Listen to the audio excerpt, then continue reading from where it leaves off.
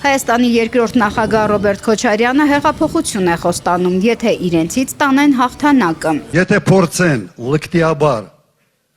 հաղթանակը տանել մեզանից, ուրեմն ստանալով են հեղափոխություն։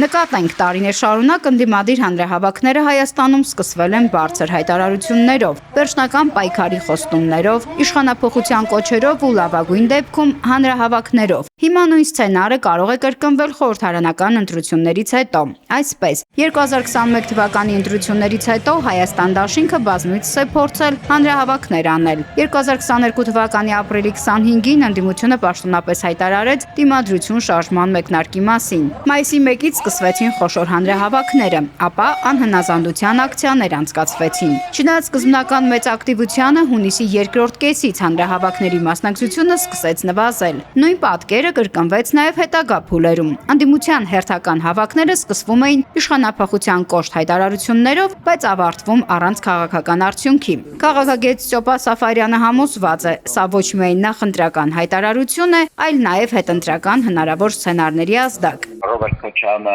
հրաշալի տեղեկացված է վերջին ամիսների ընթացքում հասկացված հարցումների արդյունքներին եւ հասկանում է, որ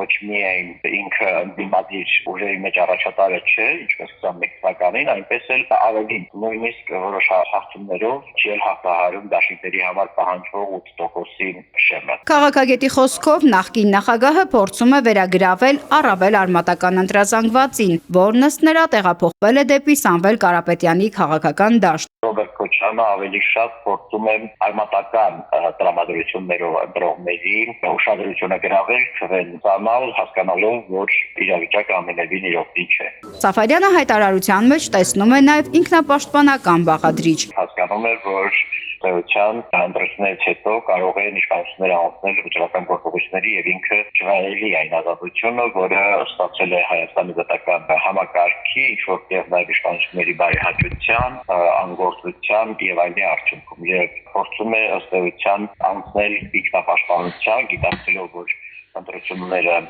իր համար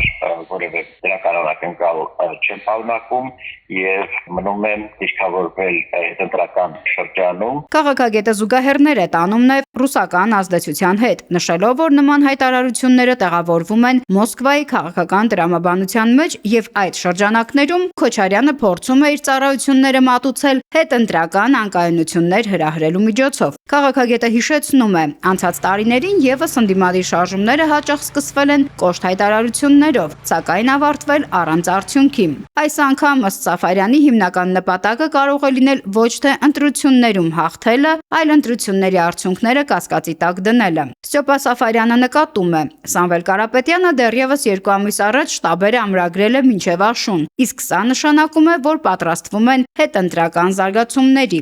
Նարինե Ղուկասյան, Ռադար Արմենիա։